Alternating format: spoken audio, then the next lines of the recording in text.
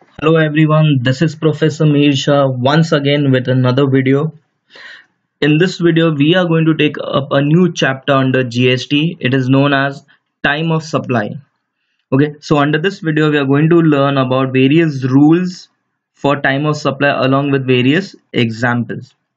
So let us start with an introduction to what is time of supply. Now, time of supply means the date on which the charging event has occurred. Okay, it basically means when the goods have been purchased, okay, or the goods which have been purchased by the final consumer, on what date it has purchased, that particular date becomes your time of supply. But then there are various rules to that. Okay, so as a result, the rate of CGST and SGST or IGST or UTGST will be decided in accordance with the time of supply. Now, based on the time of supply, we will also determine the due date of payment of GST. Now, there are various dates which are mentioned, okay, or which come across during a transaction. For example, we have the invoice date, we have the goods removal date, we have the payment date, okay, we have the acceptance date, we have the date of service. So now there are so many different dates available in one single transaction. So which date will be considered as the time of supply, or which date will be considered as the due date of GST?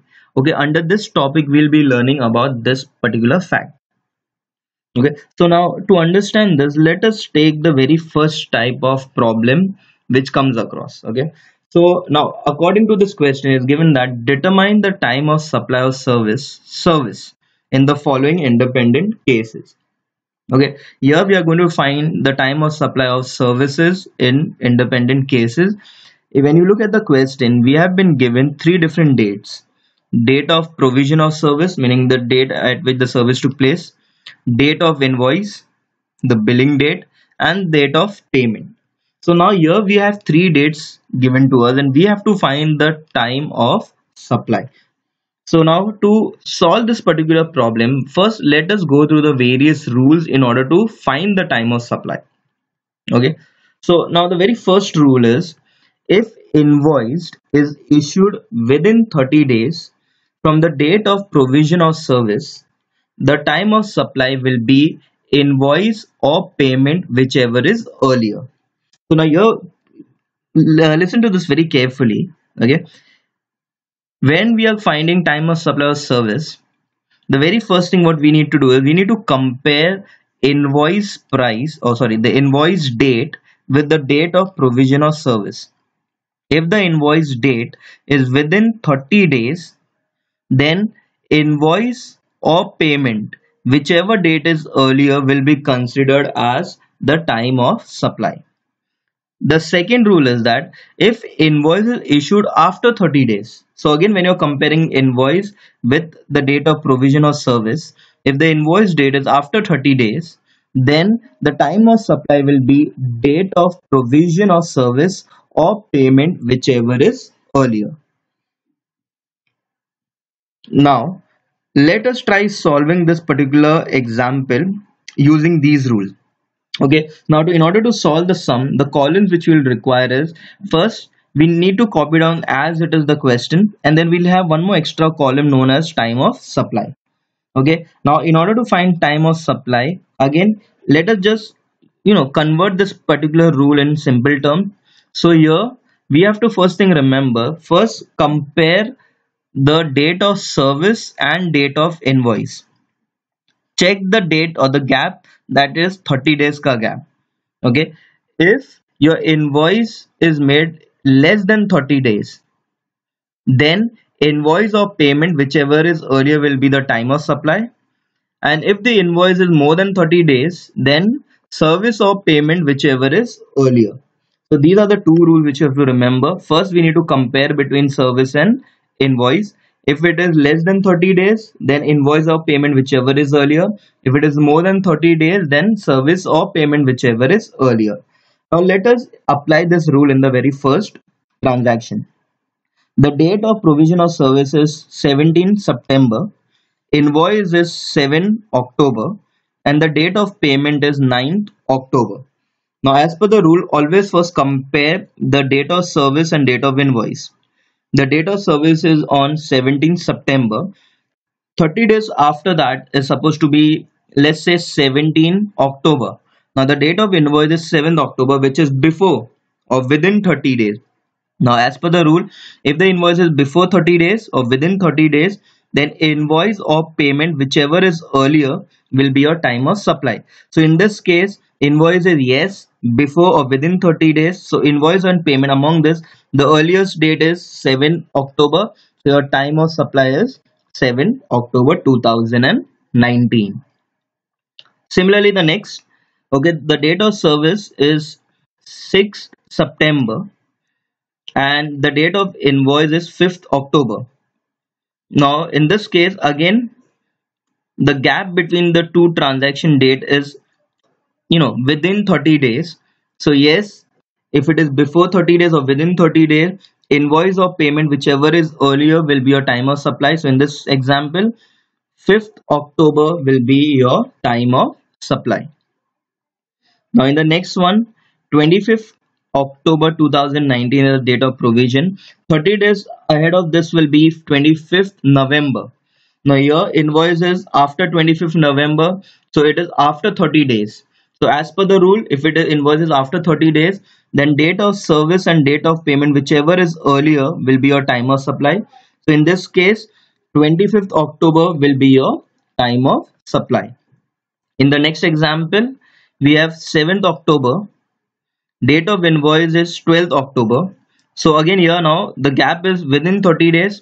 If it is within 30 days, then date of invoice and date of payment, among them whichever is earlier, will be considered as a time of supply. So here 12th October will be considered as a time of supply.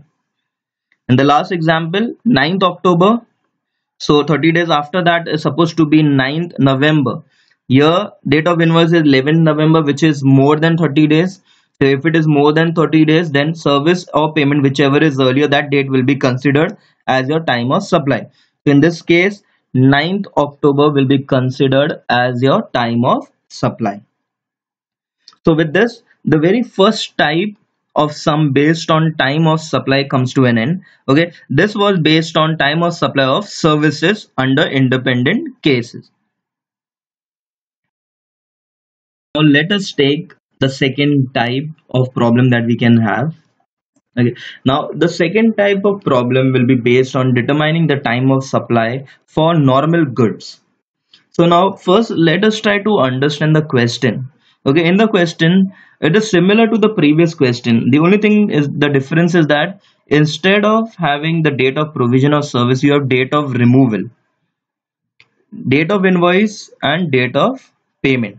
Invoice and payments were there similar in the previous example also, but here the new column that we have is date of removal. So now always remember, whenever you get a question in which you have date of removal, date of invoice and date of payment, okay, that question is based on normal goods, and to find time of supply for normal goods is one of the most easiest. It has only one single rule. The rule is date of removal, date of invoice or date of receipt of payment, whichever is earlier, will be your time of supply. So under normal goods, the date of removal, date of invoice or date of receipt of payment, whichever is earlier, will be considered as your time of supply. So let us solve this particular example. Okay, for solving, again we'll have to first note down the question as it is, and we need one more extra column where we'll be noting down our time of supply. Now, as per the very first example, 1st Jan 2019 is the date of removal, date of invoice is 9 Jan and date of receipt of payment is 25th Jan. As per the rule of normal goods, date of removal, date of invoice or date of payment, whichever is earlier, will be your time of supply. So in this example, 1st Jan 2019 will be your time of supply. Next, 23rd Jan 2019, 1st Jan 2019 and 5th Jan 2019. According to this, okay, whichever is earlier will be considered time of supply. So the earliest is 1st Jan 2019. Last one, The date of removal is 14 Jan, date of invoice is again 14 Jan, and date of receipt of payment is 11 Jan. According to the rule, whichever is among the three, whichever is the earliest will be known as a time of supply. So here 11 Jan 2019 will be your time of supply. So with this, the second type of problem sum, okay, which involves normal goods comes to an end. Now let us take up the next example, the next type. Okay, now this is a very important concept. This is based on reverse charge mechanism. Okay, so here now first we'll go through the rules which are very important. Under reverse charge mechanism, the time of supply of goods, which is under section 12 subsection 3, will be as under. So now let us see the rules under reverse charge mechanism for goods, that is time of supply of goods. The rule states date of receipts of goods, date of receipt of payment, and 30 days from the date of invoice. Whichever is earlier will be considered as a time of supply. So now let us go through the question. In the question we have been given date of invoice, we have been given date of receipts of goods, and we have been given date of receipt of payment. Now as per the rule, it says that date of receipt of goods, which is this column, date of receipt of payment, which is this column, and 30 days from the date of invoice. Now we don't have that column, so we'll have to create. We have date of invoice, so we'll have to create another column which will be 30 days from the date of invoice, and that from that we'll compare the three columns, and then we'll see whichever is the earliest will be your time of supply under reverse charge mechanism for goods. Okay, so let us try solving this. So first we'll note down the column. The very first column will be your date of invoice. Second will be your date of receipts of goods. Third is date of receipts of payment, which is as given in the question. An additional column will be required, which is 30 days from the date of invoice. Okay, because as per the rule, that is what they had asked. Okay, so now, and last column will be your time of supply that we need to find. Okay, so now let's see how we start solving this sum. Very first thing, we need to first find 30 days from the date of invoice. Now in the first example, the date of invoice is 20th December 2019. 30 days ahead of that, the date will come up to 19th January 2020. So that is the date, 30 days from the date of invoice. So very first thing, we need to find 30 days from the date of invoice. Now it's very simple. Date of receipts of goods, date of receipt of payment, and 30 days from the date of receipt of invoice. Okay, whichever is earlier among three will be your time of supply. So I've just noted down initials that like we have A, B, and C. So among A, B, and C, whichever is the earliest will be your time of supply. So here the earliest among all the three is 16th November 2019. Now similarly, let us solve the next example. We have 14th Feb 2020, 15th Feb 2020, date of payment which is 14th Feb 2020.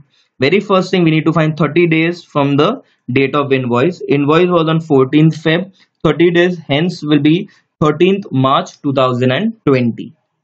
Once we have 30 days from the date of invoice, date of receipt, date of payment, and date of 30 days from the date of invoice, whichever is earliest will be your time of supply.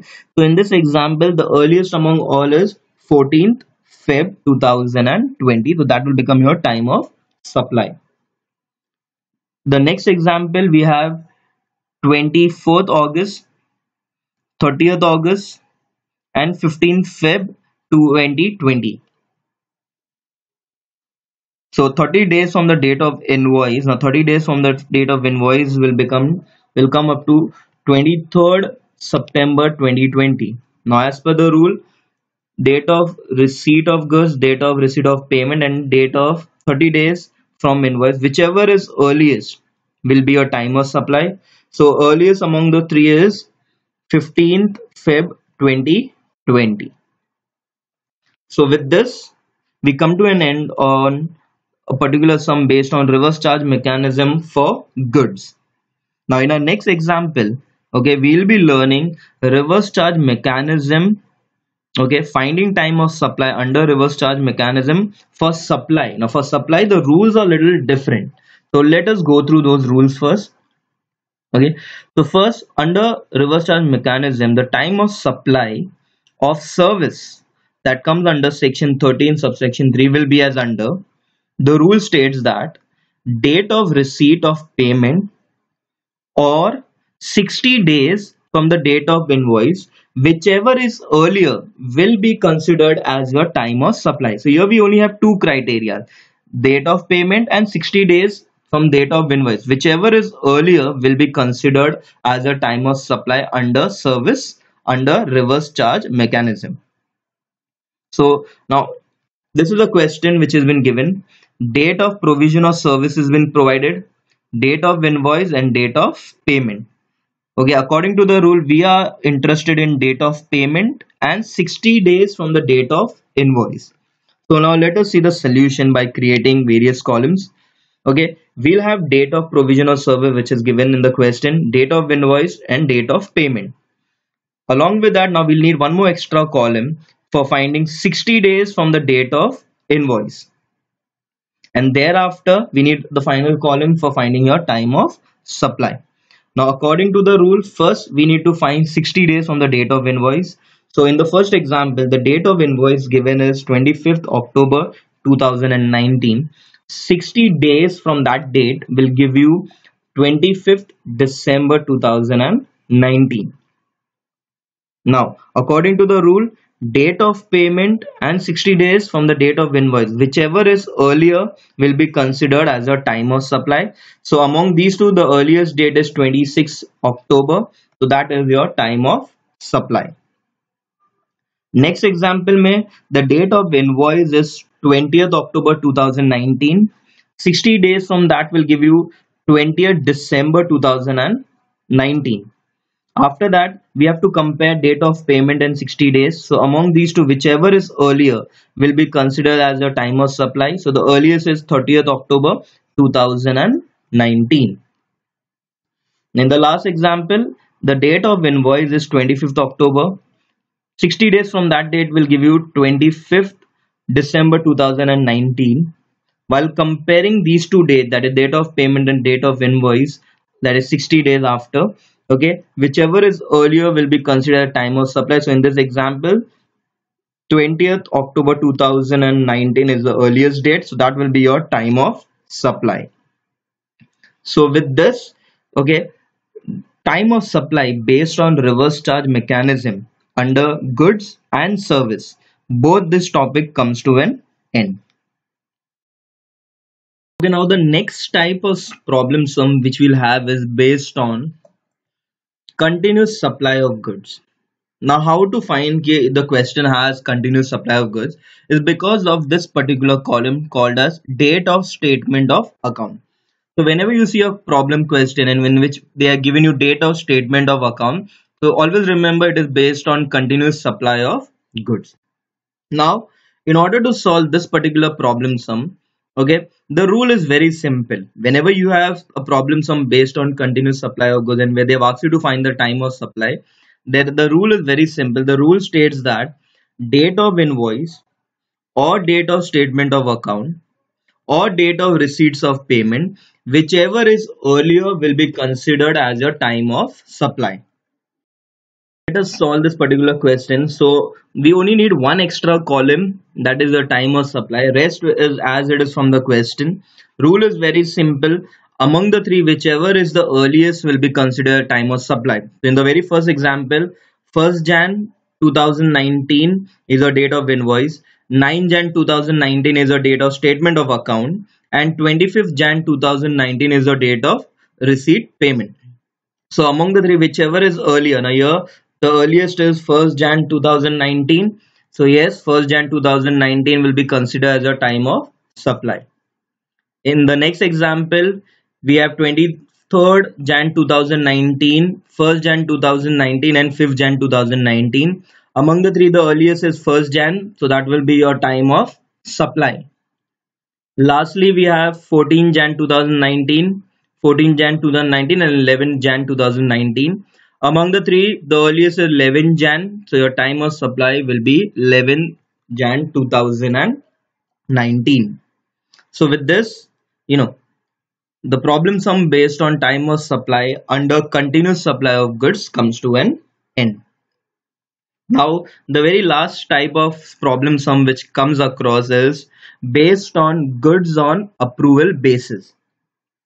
Now, how to first figure out the question is based on goods on approval basis is because of the column acceptance of recipient. Okay, whenever this particular column will be given acceptance of recipient, then always remember that question will be based on goods on approval basis. Okay, now let us go through the rules for determining time of supply under goods on approval basis. So now the rule states that the date of invoice, which will be given in the question, 6 months from the date of removal, which we have to find, and the date of receipt of payment, whichever is earlier will be considered as time of supply. So two columns or the two dates are already there in the question. We need to find one more date, that is 6 months from the date of removal. So let us see how to solve this particular problem. Okay, the column required will be date of removal, which is given, date of invoice again given, acceptance of recipient will be given, and date of receipt of payment is given. So these four columns which are already there in the question were noted down. We need two more extra columns. One, 6 months from the date of removal, and second, the time of supply. Now, in order to find 6 months from the date of removal, let us take the very first example. The date of removal in the first example is given as 15th November 2019. 6 months from that date. So 6 months ahead when we'll go, the date will be 16th May 2020. So 6 months from the date of removal we found. After that, date of invoice, date of 6 months, and date of payment. Whichever is earliest among the three will be considered as a time of supply. So in this, the earliest is 20th November 2019. So your time of supply will be 20th November 2019. Okay, in the next example, the date of removal is 20th November 2019. From this date, we'll go 6 months ahead. So we'll get a 6 month ahead date as 20th May 2020. Okay, so now date of invoice, date of payment, and 6 months date, whichever is earlier will be considered as a time of supply. So here the earliest is 17th November 2019. Okay, now in the last example, the date of removal is 25th December 2019. 6 months ahead when we'll go, we'll get the date as 25th June 2020. Okay, then as for the rule, date of invoice, date of payment, and date of 6 months, whichever is earliest will be considered time of supply. So the earliest among the three is 16th Feb 2020. That will be your time of supply. So with this, we come to the end of goods on approval basis. So with this, our topic based on time of supply comes to an end. Thank you.